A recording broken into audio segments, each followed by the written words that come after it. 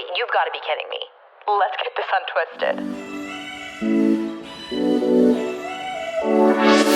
When I'm away from you, I'm happier than ever. Can we believe there was a long period of my life where I believed truly in my heart of hearts that I was a good singer? Like, had absolutely not a clue on how to sing on key, in key, have a pitch. I don't know. I just thought I was amazing. I mean, this was like ages 4 to 12. I'm crying. I'm laughing so hard. But yeah, that was my reality for far too long of a time. Hello, though. Welcome back to the Twisty Pod. I am Taylor Woods, and I unfortunately have a bit of, I'm going to say bittersweet news. I don't know how you're going to take it. I'm going to lay it down gently and hopefully give it to you very kindly.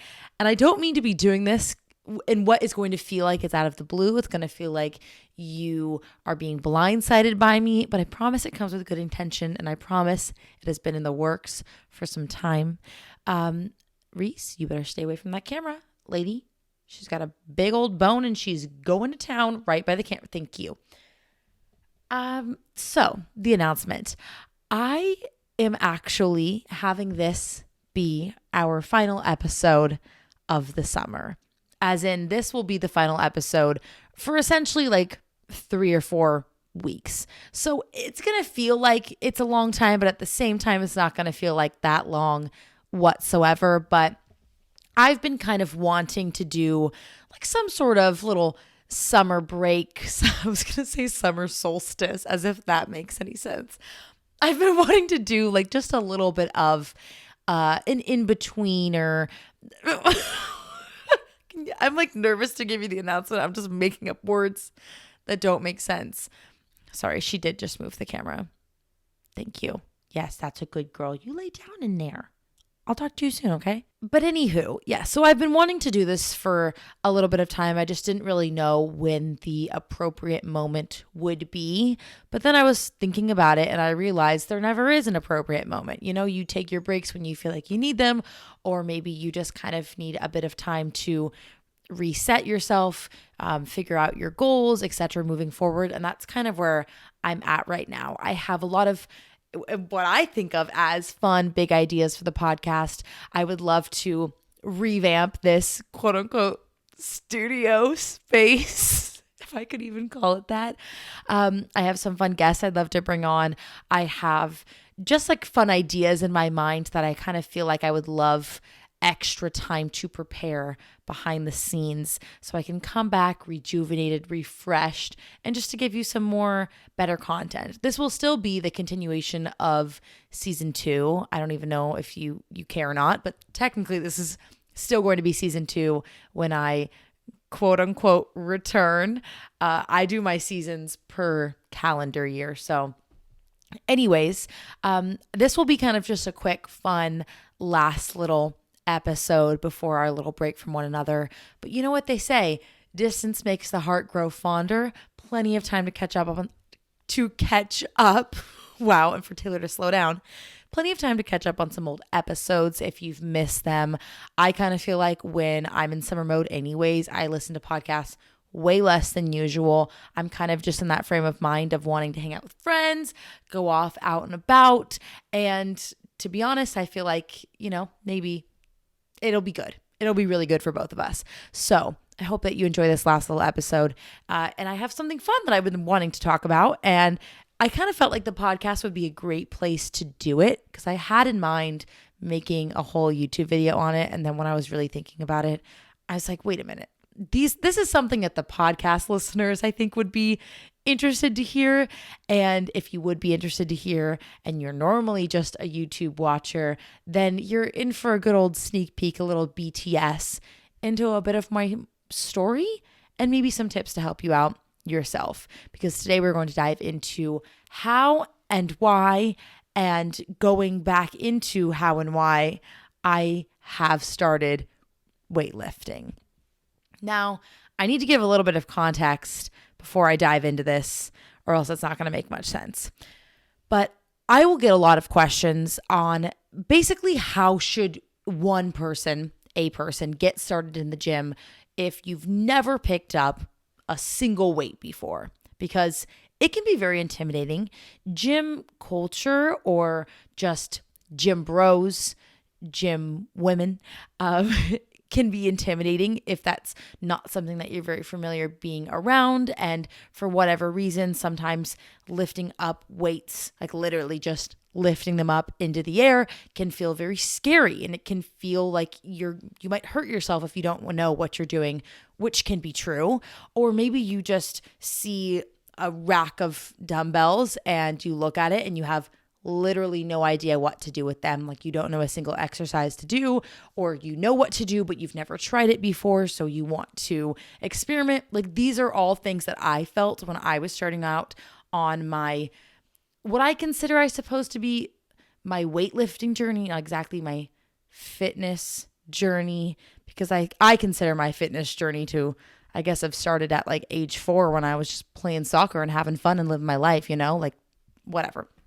So I get a lot of questions about that. Not to sound like one of those people, but it is true. Like those are things that I am often asked, which makes sense because I would want to know the exact same thing myself. And I have dived into my fitness journey story before, or at least everything up until, I'm going to say, December 2020.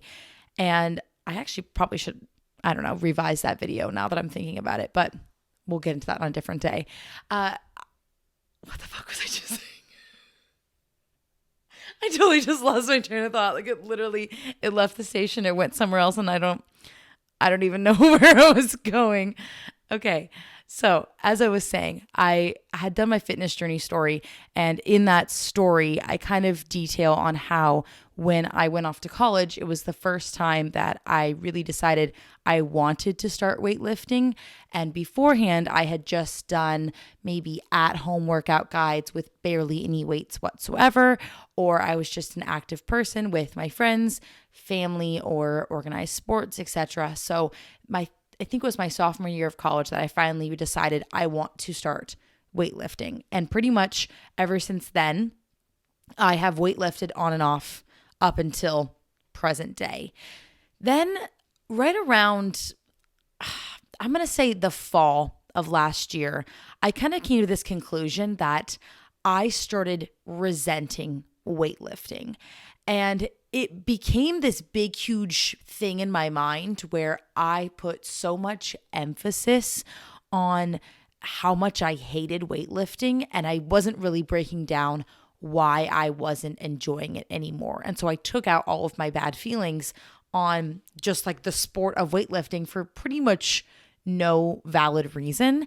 And then of course, like I made a whole video on it, like why I decided to stop weightlifting. And really what it came down to was I was not confident in myself at the time. I was feeling very defeated. I felt like I was just constantly in a plateau that I didn't know how to get out of. And naturally, when you feel like you're in a plateau, you want to switch things up. And sometimes, at least in my case, I started resenting the things that were putting me in that plateau, which at the time for me was strictly because I was weightlifting. But I can say this now because I can look back and have a little bit of self-awareness on how naive I was acting. But I was taking all of my anger or doubt on myself out on weightlifting, but I wasn't looking into literally any other aspect of my life when I was trying to figure out, okay, why aren't I hitting my goals? Why am I in this plateau? Why do I feel like I'm trying so hard going to the gym every single day and I'm not seeing any changes? That was literally the only thing that was going through my mind. I work out all the time, which I did. I worked out probably 5 to 7 days a week. I'd work out at 6 a.m. I would be very, very consistent. Sometimes I would do 2 a days. Like it felt like I was doing all of the quote unquote right things, But what I was failing to even recognize in my journey was that I was not paying any mind. Sorry, I almost had to burp on the microphone. No, thank you. I was not paying any mind to my nutrition, to my other activity, my non-activity exercise thermogenesis, like the things that you're doing throughout your day, your step into 21 that has nothing to do with organized exercise. Basically, I was putting all of my hatred into weightlifting because it felt like my easy scapegoat. Like, I just said a scapegoat. It felt like my easy scapegoat. Wow. And I wasn't paying attention to how I was feeling my body, what I was doing in the other 23 hours of my day that weren't involved with that one that 1 hour of dedicated exercise. And really, I was also just not paying attention to how any of the training that I was doing was making me feel. And since then, I have 100% come to realize how stinking important it is to actually give yourself so much love and grace when it comes to figuring out your fitness routine. Because I, again, had always thought, well, I'm seeing all these people online weightlifting and it doesn't work for me. Why is it working for them? And I felt like I was not doing the exercises I wanted to do. I was doing the ones that I was seeing other people do, my friends do, etc., because it felt like the right thing to do and kind of the only thing to do. And of course, that's not the case whatsoever, but I didn't know that because I have FOMO and I was insecure in myself and I didn't realize that I could find joy in exercise. Like it just had been stripped away from me. So I made this whole video, right, where I say why I stopped weightlifting. And it was essentially like a Q&A, a little clickbaity, I'm realizing now. It was explaining my whole story. And essentially, I don't bash on weightlifting in the video whatsoever.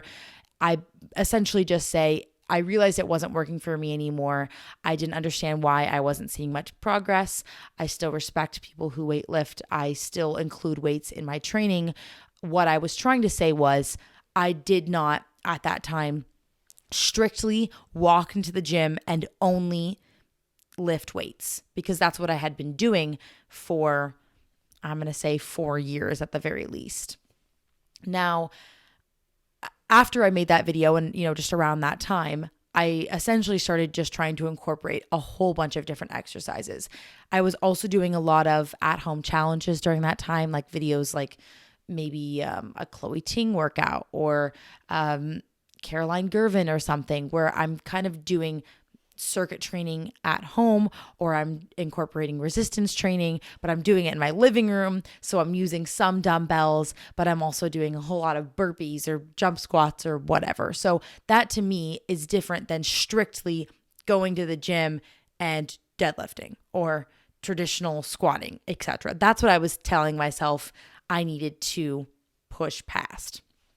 Now, I don't really know what changed necessarily in particular, but I just have kind of realized I want to always be so in love with the activities that take up 1 to 2 hours of my day on a weekly basis, on a daily basis sometimes. Meaning, I don't want to go through my life and wake up like 30 years down the line and be like, why did I spend 10 years every single day for 1 or 2 hours a day going to the gym or doing whatever and hating the exercises that I was doing? I didn't want to wake up 20 years down the line and hate the fact that I hated the movement I was choosing to do. So that's why I've always been so cognizant of finding the joy in your movement and finding the joy in your workouts, because I think that you can always have both. I think that you can enjoy what you're doing while also still pushing yourself and enjoying your time and just feeling like you can still see progress and meet your goals, but also find a lot of just enjoyment in what you're doing. So that's why I'm always like making updated fitness routine videos or sharing things that I'm trying to do in my routine that I wasn't doing before, because I get bored very easily. I love change. I love being challenged. And if you told me every single day I was going to have to do the exact same thing, I think I'd just I don't know, I'd get up and protest or something. Like it's kind of ridiculous, but I think that's also how you grow as a person. It's how your muscles grow. They're maybe being challenged in ways that they weren't before, or you're kind of shocking them, I guess you could say, whatever. So that's why I'm like constantly thinking of how I can reinvent my fitness routine. So in the past few weeks, I was kind of thinking like, okay, so I'm doing bits and pieces here and there. I would go to my group fitness class. I would do like a daily walk or two. Sometimes maybe I just needed to move my body. I would just go do an incline walk on the treadmill or something. But I wanted like a little bit more.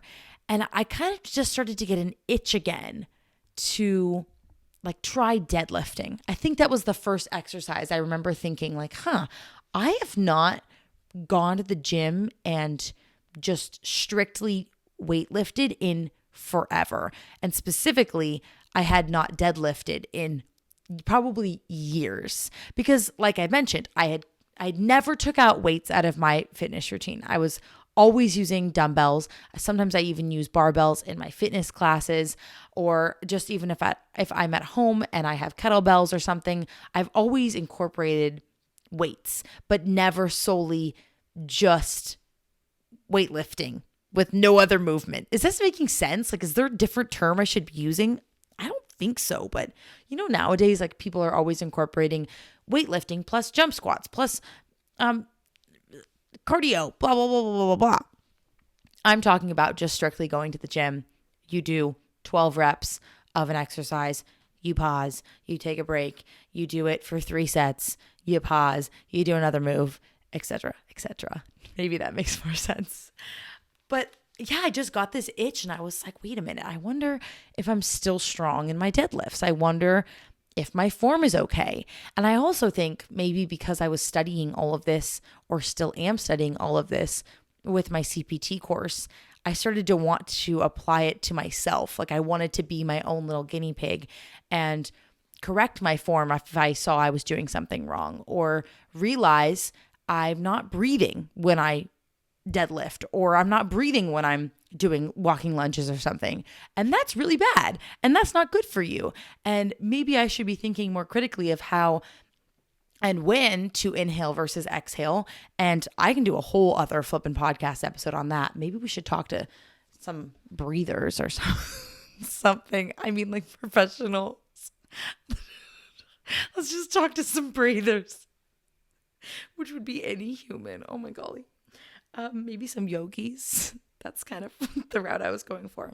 Anyways, I could do a whole episode on how important it is to breathe while you are doing any sort of movement, or really just, I suppose, anytime throughout your day, and how much my training has improved once I realized when and how to breathe during my movements. It's incredible. But I started to just go to the gym, and maybe I would go and I would just kind of want to maybe do a run outside, and then I'd go to the gym afterwards and I would just start to play around. And that's when I kind of realized like I had this itch again to start picking up weights and doing it in a more serious way. And then sometimes when I get really caught up in something, I start to get a little bit obsessed and I start to get really hooked on it, like hooked on phonics, like I'd go to the gym and I'd be like, wow, last time I deadlifted 150 pounds. I'm making these numbers up. I don't know. Is that a lot? I don't remember. Let's say I went to the gym and I deadlifted 150 pounds. Next time I'd go, I would say, wow, I want to do more. I have the courage. I know I can do it. I know I can try. And even if I don't do it perfectly, we at least went from 150 to 155 or 150 to 160, and we're progressing and we're just pushing ourselves. And once I was just completely framing my mindset around the strength that I could build and the goals I could set for myself that were entirely based on how strong I can be and not about the way I was going to look doing it, or the way like aesthetically what would happen to my body, or the goals I was trying to set had nothing to do with aesthetics. It was like the most freeing thing ever. I can't even almost put it into words how important that was for me. And I think that's why recently I've just been so much more invested in trying to use weights here and there a lot more often, because I realized how powerful and capable I am of doing difficult things that I never thought I would be able to do. And sometimes that has nothing to do with weights. Like even my goal to be able to do pistol squats a lot better than I've ever done in the past, aka I've never been able to do them in the past. So now I just want to be able to do them.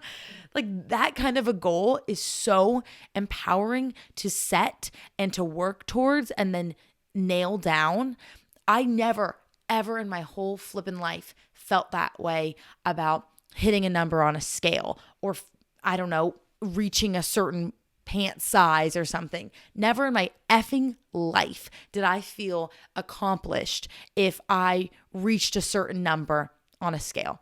Never, ever, ever, ever. But I cannot tell you the amount of joy that is brought to me if I walk into the gym and I say, hey, I know that I can deadlift 200 pounds today, and then I fucking do it.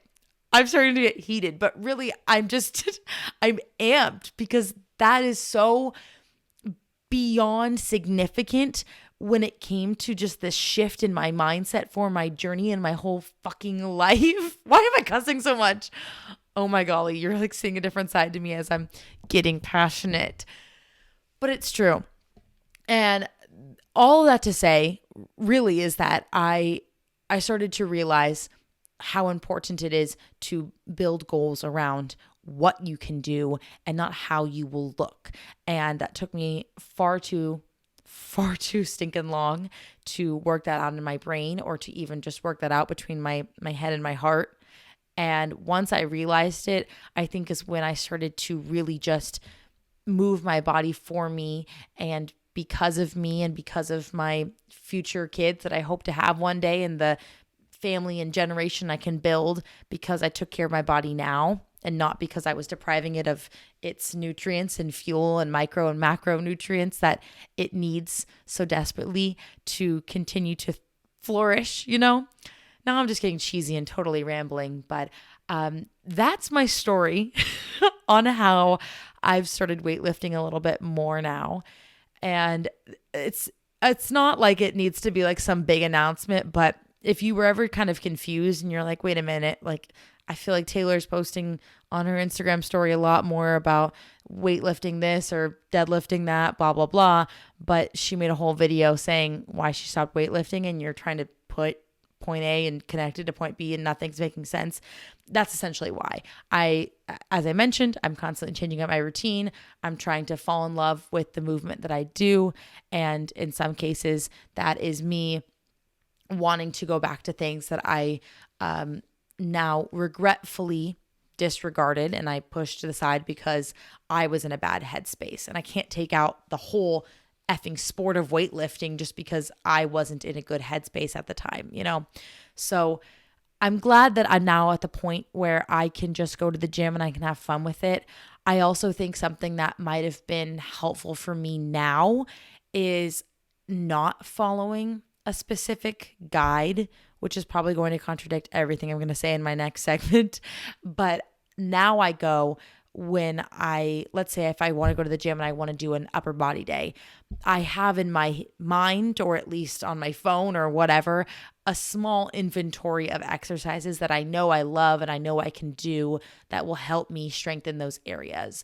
Versus beforehand, I felt like I was always restricted by a guide I was told to follow or I wanted myself to follow based on a certain fitness influencer I liked or loved or something. And I love guides because they're extremely helpful, but I think in some ways they're perfect for like that beginning stage or maybe the first like 2-3 years of your journey. And after that, I think you have to learn to trust yourself and know that you can go to the gym without having to rely on something that you know you are capable of going into the gym and figuring your way around because you had that 3 years of foundation built for you prior from practicing those guides, if that makes sense. So I don't go into the gym with guides. I just kind of go in, work my way around, do the exercises I know and love. And sometimes I reference things if I'm out of ideas or if I just want something fun and different to try.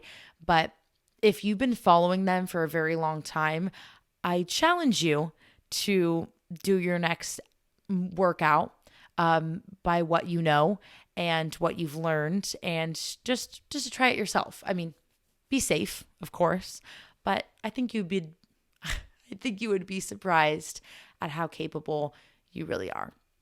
But let's just say you've never weightlifted in your whole entire life. And this was what I wanted to speak about, or this was what I was speaking about at the beginning of the podcast.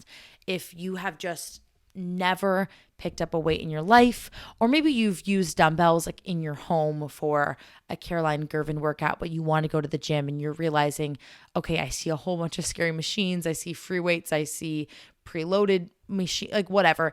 I want to be able to go into the gym. How in the heck do I do it?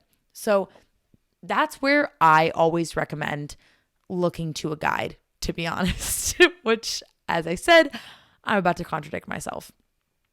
I think that they are the most helpful for just giving you confidence in having a purpose while you're walking around the gym, because that was the thing that made me feel the most uncomfortable. I never felt like I was confident enough in myself to just kind of meander my way around the gym. I always was too nervous to not walk in with a purpose, you know? So that's why I love recommending people look into a guide if you've just never stepped foot in a 24-hour fitness and LA Fitness, etc., and you're looking to lift weights.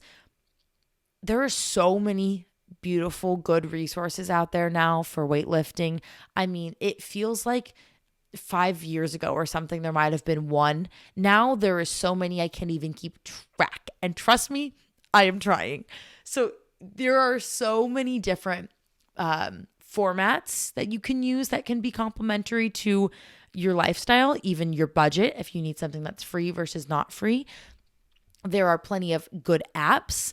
There are PDFs. There's Instagram stories, reels, TikToks, YouTube videos, books, printouts. Like there is every method or medium that you can think of. There is probably one for an entire workout guide, or even a trainer. Like getting a personal trainer is another form of a guide. Like they can, or they probably do, write you a whole plan.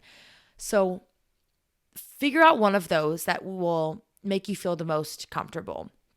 Honestly, I was always in the boat of just using it on my phone because I felt like it was the most discreet and I didn't want to feel like I didn't know what I was doing, which is just an ego thing, but it is what it is, and it is what it was. So I followed a guide that was mainly a PDF, I think, when I first started. But mind you, this was like 5 years ago or so. So I liked that because I didn't feel like it was too evident, I guess. But I also didn't like that because I would have to look up an exercise if I didn't know what it was. That's the cool thing about apps nowadays.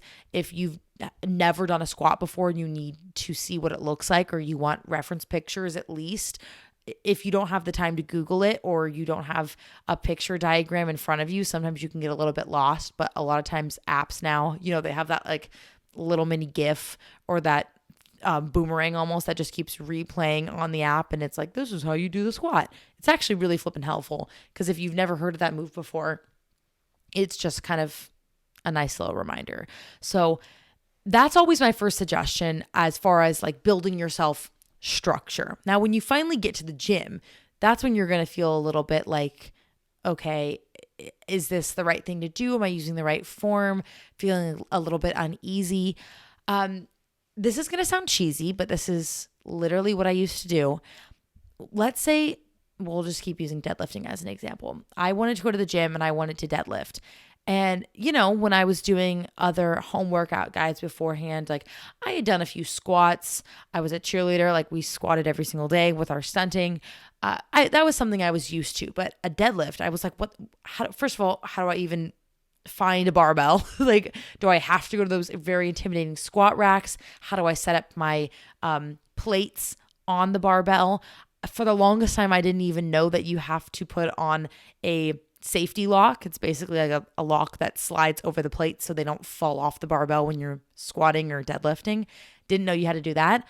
It took me, I'd say 5 minutes to learn how to use the first time I was at the gym trying to put it on. That was embarrassing.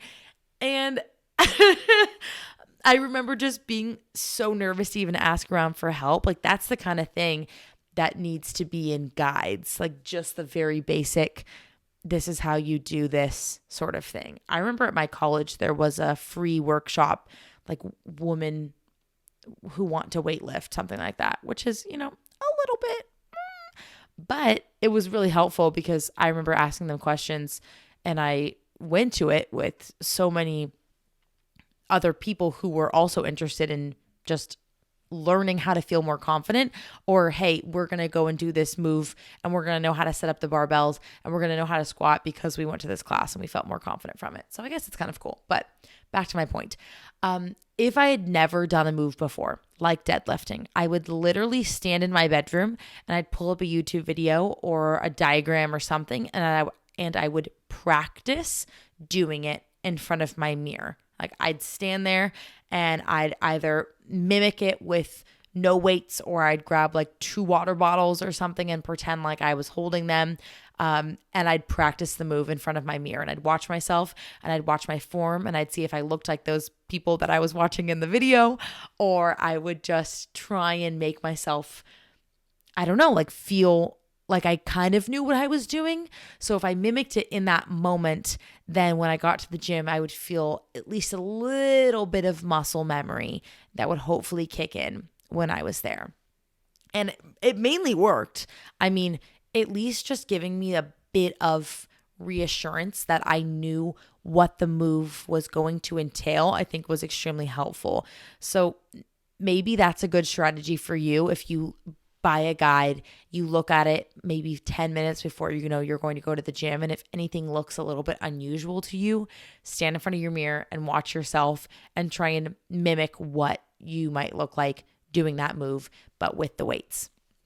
Then when you're actually at the gym, I'd say start off with the thing that you're going to feel the most comfortable with. So even if it's squatting and you don't want to go over to the squat rack, or you don't even want to use a preloaded barbell, which is those ones that already have the weights on them. You don't have to add additional plates. They're just already set in stone. You can front rack 2 dumbbells, which means you're putting them on your shoulders, and you can mimic the exact same movement by putting them on your shoulders, holding them just like so, and squatting. You can still get the same effect of the movement without having to go over to a squat rack. The point of the squat rack is if you have huge plates that are too heavy for you to front rack yourself just with 2 individual dumbbells. You might need more assistance. You might need the safety of a squat rack, because if you've noticed, they have 2, I don't know the word for them. Basically, they're just like safety bars that let's say you slipped or you fell or you couldn't get back up. They grab the barbell so it won't basically break your foot or break your leg, etc. So just 1, remember that everybody starts somewhere. 2, know your way. Know what you feel most comfortable using, and stick with that until you feel like you've mastered it, and then you can move up to the next level. Like let's say you want to just use dumbbells, even though you're in your gym.